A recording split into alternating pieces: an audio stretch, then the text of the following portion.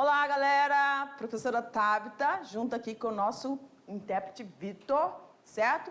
E nós estamos no momento da revisão, não é isso? Então, vamos lá, joga na tela o que a gente viu nessa aula. Esta aqui é a aula 17.2, onde a gente vai revisar o conteúdo sobre genética de micro-organismos. Por que é tão importante falarmos sobre... Se você quiser, pode me jogar aqui no cantinho, tá? Do slide, não tem problema não. Aí. Por que é tão importante a gente estar falando sobre micro-organismos? A gente viu que esses micro-organismos podem ser bactérias, fungos, né? Ou vírus. Eles são instrumentos utilizados, são esses organismos utilizados para fazer as intervenções necessárias, tanto na área da farmacologia, da medicina, quanto na área da agricultura, né, na questão dos transgênicos, ou a recombinação genética, para trazer uma característica que seja benéfica para determinadas culturas. Cada tipo de cultura, galera, tem uma adaptabilidade, tem uma susceptibilidade. Então, a gente precisa estar atento a essas questões e aí entra a biotecnologia, não é isso? Mas nessa aula, a gente falou sobre a estrutura de alguns tipos de organismos. Quais foram os que a gente viu? Os vírus. E a gente viu que os vírus eles são constituídos por uma cápsula, né, que é chamada de capsídeo, esse capsídeo contendo ou material genético DNA ou material genético RNA. E aí a gente falou da estrutura, então, do bacteriófago. E esse bacteriófago, ele pode apresentar dois ciclos reprodutivos que são de interesse para esses fins biotecnológicos, que é o ciclo lítico e o ciclo lisogênico, não foi? Quando a gente falou do ciclo lítico, a gente falou ali que há um rompimento da estrutura celular do ser que está sendo parasitado, no caso, obviamente, que a gente está falando de um bacteriófago que parasita, um vírus que parasita bactérias. Então, a gente vai ter a lise da membrana e da cápsula protetora desse micro-organismo, que é, no caso, a bactéria. Então, o vírus entra, né, se acopla na superfície da membrana dessa bactéria, injeta o seu material genético e aí ele começa a produzir proteínas que vão constituir toda a sua estrutura. Então ele vai usar o maquinário da célula sem utilizar o DNA da bactéria. E aí ele vai começar a formar vários fagozinhos dentro dessa célula, vai chegar um determinado momento que vai ser rompido.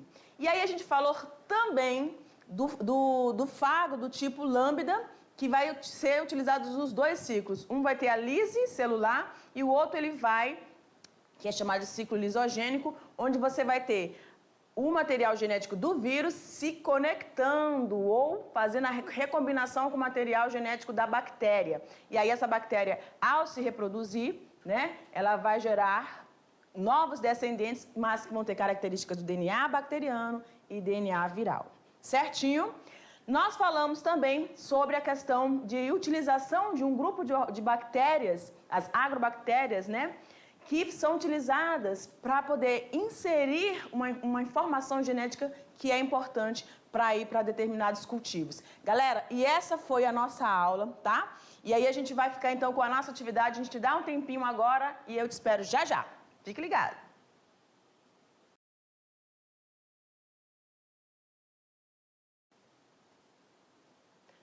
É isso aí, nós estamos aqui agora, né, para dar continuidade, então vamos dar uma olhadinha nas nossas questões, porque nós estamos falando sobre genética de micro-organismos, né, e em relação a esses micro-organismos, a gente viu abordamos vários assuntos, inclusive é importante a gente saber da questão da reprodução desses organismos, foi o que nós enfatizamos nessa aula, tá? Por quê? A gente falou do conhecimento da questão do genoma de cada organismo vivo para saber o ciclo evolutivo, para saber a questão filogenética desses grupos, que é muito importante, e também saber qual é a funcionalidade dele, em que a gente pode, em que essa característica, em que esse modo reprodutivo desse organismo pode ser útil para a gente, tá bom?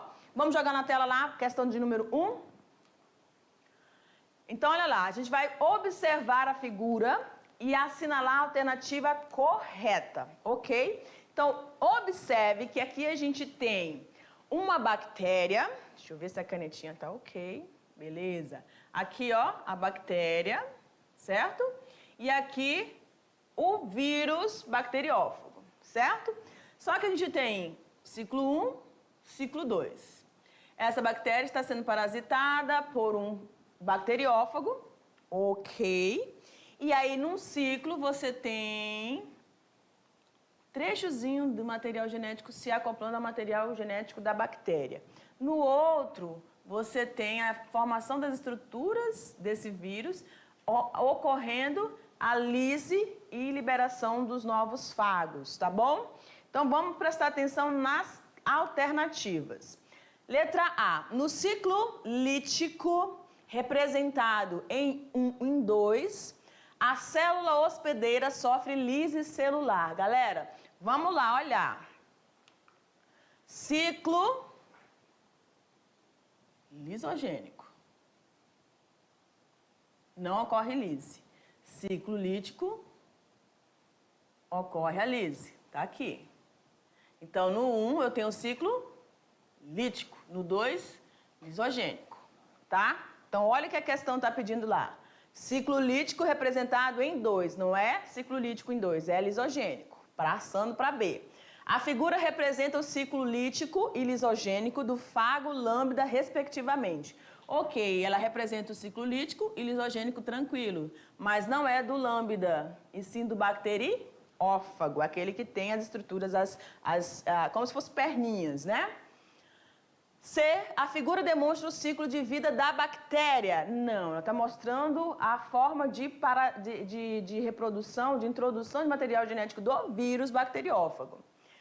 D, o ciclo lisogênico em 2 permite que o DNA viral seja incorporado ao DNA da célula hospedeira. Ciclo lisogênico em 2, ok. Permite que o DNA viral seja incorporado ao DNA da célula hospedeira. Vamos para a letra E. No ciclo lítico em 1, ok, o DNA do bacteriófago é copiado e os seus genes são expressos para que as enzimas sejam sintetizadas e formem o capsídeo. Até aqui tá tudo bem, né? DNA, o ciclo lítico 1, ok, DNA bacteriófago, se incorpora, copiaram. Agora, enzimas, presta atenção. Toda enzima é uma proteína, mas nem toda proteína é uma enzima. O que eles vão formar a partir do momento que eles entram dentro da célula que ele está parasitando? Proteínas e não enzimas, tá bom? Então, a gente só tem a alternativa D de doido não, né? D de demais, tá bom? Vamos seguindo. Questão de número 2. É isso mesmo. Pessoal que estava na 3 já. Os vírus são seres parasitas que podem se proliferar no organismo de todo tipo de ser vivo. Com certeza. Tanto eles parasitam fungos, quanto eles parasitam pessoas, animais, plantas.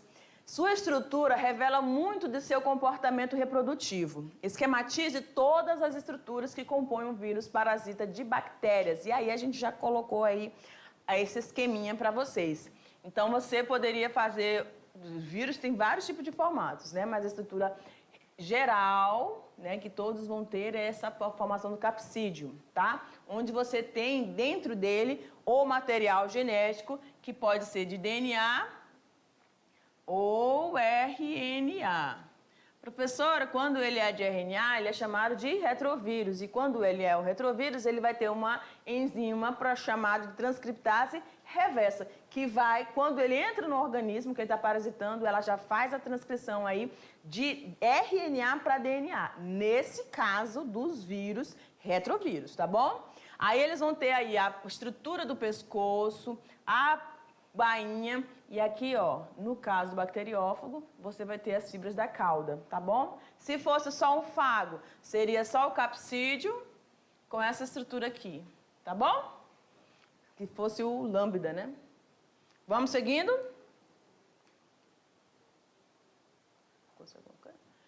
Questão 3. O processo de reprodução do bacteriófago pode seguir a via lítica ou lisogênica. Assinale a alternativa que corresponda com o ciclo lisogênico. Lembra que ocasiona uma lise, um rompimento da parede, da membrana, né, da estrutura da membrana, da célula, no caso a bactéria.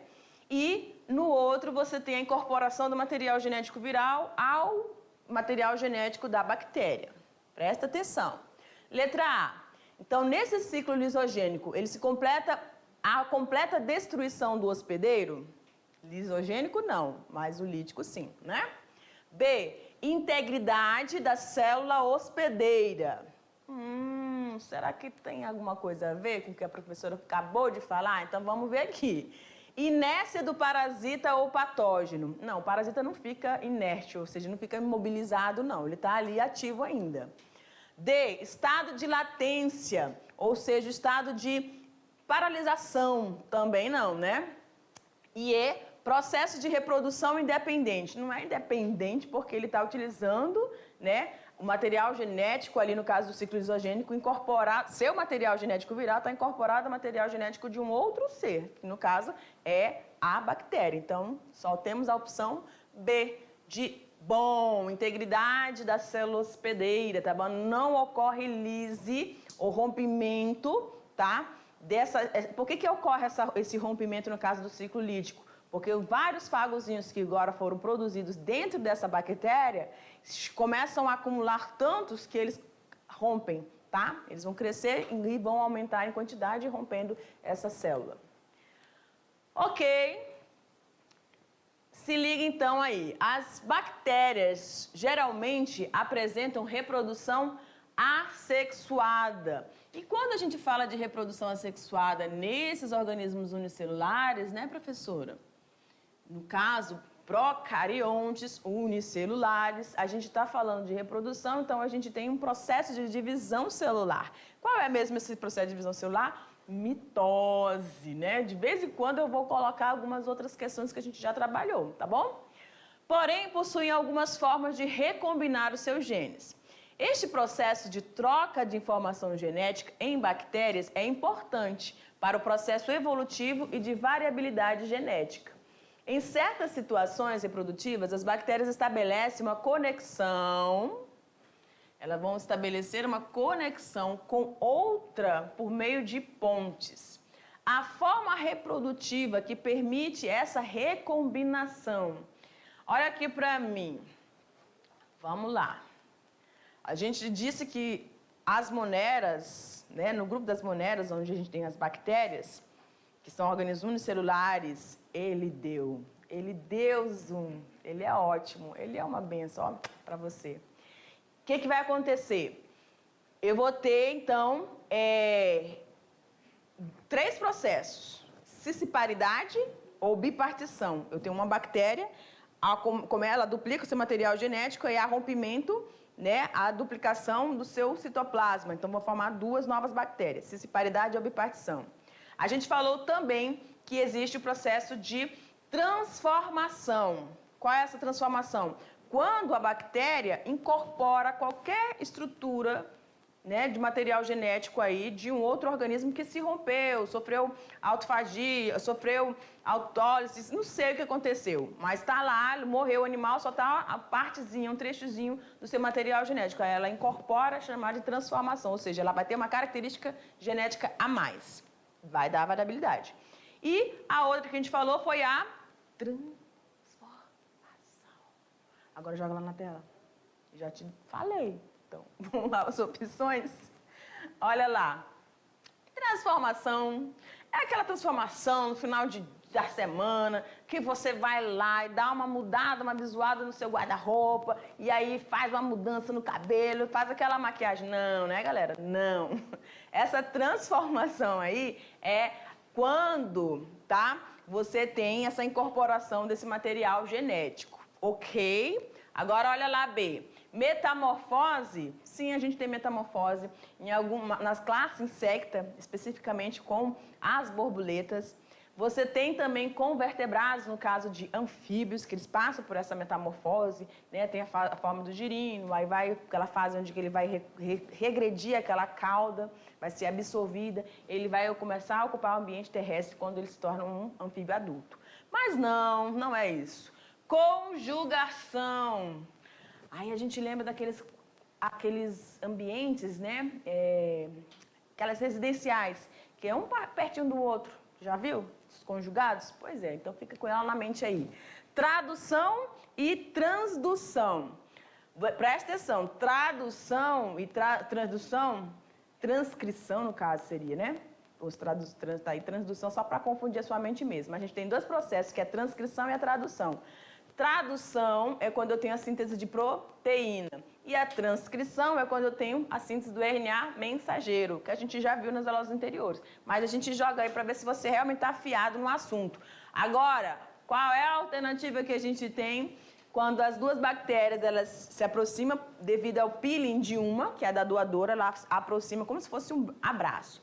Ela aproxima, aí as duas bactérias vão se encostar, vão formar uma pontezinha e o plasmídio de uma, que é a da doadora, vai então ser duplicado e ela vai enviar então essa parte do material que foi duplicado para a receptora. Então a gente tem aí a conjugação. Tá bom, galera? Olha lá no quadro. Ok, então essas foram as nossas questões preparadas. Professora, tem muita coisa mais? Tem. Então, o que a gente pede para você? Que você sempre esteja revendo o material de cada aula, né? E não se prenda só a isso, né? Vá atrás de algumas outras informações, seja um aluno que é bem, sabe?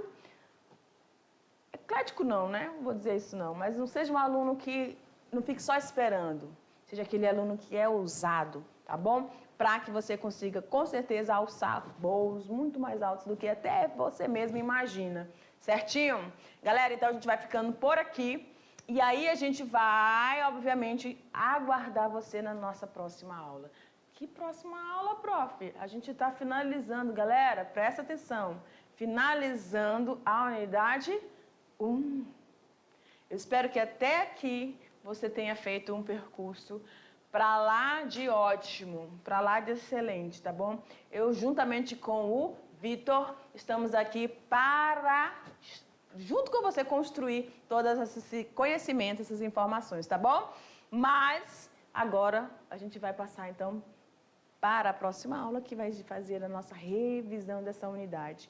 Querido, meu desejo, do fundo do coração da Prof. Tabita, é que você faça uma excelente prova, tá bom? Que você realmente construa um futuro maravilhoso. Certinho? Então, tchau, tchau pra você. Eu te aguardo, então, na nossa revisão geral. Beijo! Tchau, tchau!